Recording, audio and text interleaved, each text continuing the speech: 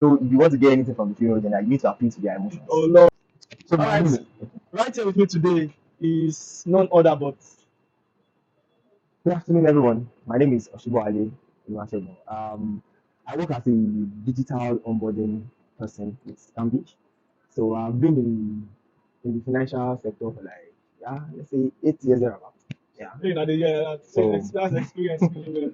I've been there for a while. That's what I can say. Yeah. Okay, so since this is somebody that has been in the professional space for that period of time, for such donkey years, what advice would you like to give to a younger person like myself or someone that's even younger than me wants to come into banking space or any professional space at all? Okay, so basically first thing first, always just always come up. How do I put it? I don't want to be ambiguous. So if you know, oh, this is the industry I want to venture into, okay, then first of all you need to understand what that industry do. So once you have an understanding of what that industry do, then you will now know, oh, which aspect of this industry will I fit into, or which aspect of this industry will I learn more, will I have more experience that I might need in the nearest future, that I might need in my personal life, that I might. I started as what's it called, a complaints person, that I handle complaints. Okay. So after a while, I moved to relationship management. So coming from a complaints person, so when going into relationship management, so I know how customer feels when their requests are not dealt, or when they have a complaint and it's not dealt on time and stuff like that.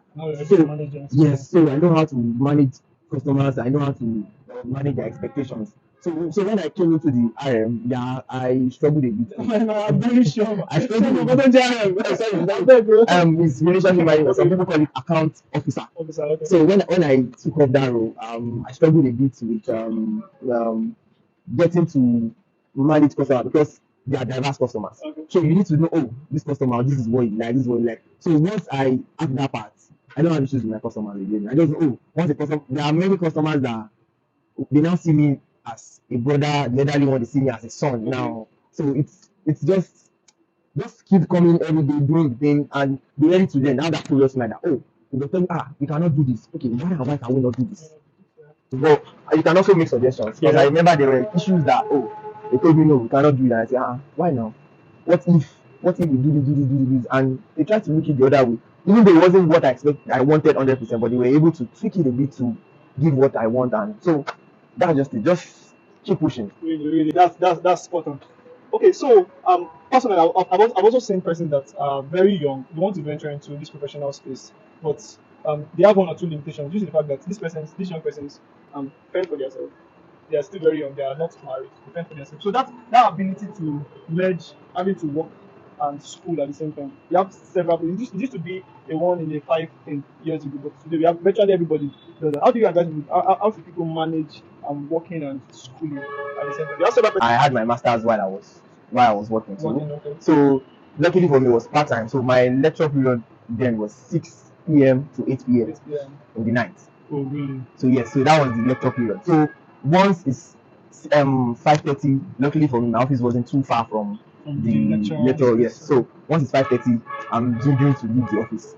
So luckily for some lecturers, they were time conscious. Okay. So like one of our profs, I don't want to mention his name. I did my master's I want to in shout engineering. out to you now. No, the man is time. If his class is 6, Baba is already available by maybe 5:55, Okay. 5:50. So that kind of So that man, must have I used to go late to his class because I used to get to class by passes. But for some that comes like 6:30, I'm always lucky to be in class before. So once I leave office, once I get to class, I drop all office this thing. Concerns. Yes, I just drop it because it's past official hours and stuff. So I drop. So and my line manager was aware that, oh, I was doing. So once it's weekdays like that, once it's that period, he doesn't call me.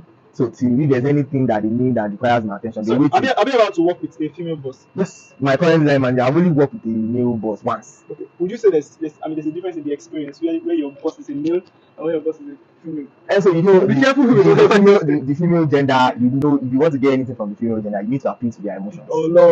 So if you want anything from luckily for me, maybe it's grace. I know how to manage my boss. Manage your boss, yeah. So if I'm with somebody for like a month or two, so I tend to observe that person and I know, oh, this is how the person is, these are this person's expectations. If you need something from this person, this is how you go about it. So luckily I don't even have issues with I don't have it except on the job. Like on the job, that one will always come. There will always be one or Front and two back. hiccups there that, maybe you sleep on something, Yeah. there's an escalation. So that one is given. So just know that, he's on the job.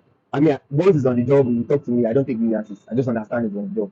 You can scold me now, and next thing I'm coming to you, Mama, there's this thing, make up. The female gender, you need to know how to get them. Especially when they're in power. Yes, you need to appeal to their emotions. If your boss is a female, No, please. appealing to their. They're not taking anything out of today's show, please. I remember when there were two of us there when I was a relationship manager. So the guy manages the business customer, me I manage personal customer. So but this guy is always having issues with our guy. I'm like, guy, this is how this thing is. You cannot go elsewhere, you can't go log it. You won't get what you want. Even if there are opportunities that this person will have to give you, you don't want to give it to another person. Even when I wanted to change my role, it was my line manager that nominated that. So there's this role that I think you will do well in this role, and she nominated me. You know that this is something that some people will describe as there's this time they used to it licking Lickers or ice It's No, not in work life, you need to understand how to manage your boss. Yes. You need to understand how to manage them. Because if you don't manage your boss, you want to do strictly my work. Yes, but there are some things we are human. You can't take that away. We are human. Even your parents, if the way there's a know how parents used to have a favorite. You can't take that away. They used to have favorite. And in most cases, who are the favorite children? The one that listens to them, the one that gives them feedback, the one that the coffee you guys should be home by 8 p.m. Yeah. And you're always home by maybe 7:45, even before 8 you are home. When they need something, they see you. By default, you become the favorite child. So it's just normal that bosses tends to like somebody that they have a relationship with.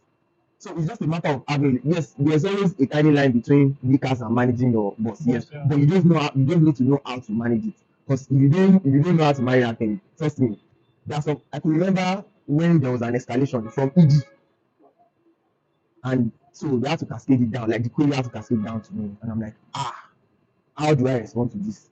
So my boss gave me a query, and how do I respond to this? Then, I had to go and meet my boss that and how do I respond to this? And guess what? My boss starts on my system and drafts my response for me. Wow. If there's no relationship, Wow. I cannot go and meet that Yes. this is the issue, and she'll come. So that relationship, I know this new generation are like, no, it's just my work. No. Even outside work, relationship, this life, relationship. I've like people I see as mentors on this job. Like I've got to learn that relationship on the job, outside the job is key. I was going to ask a question around that. Okay. But it's good we are already at that point. 8 years not begins. Like 8 years is a whole lot.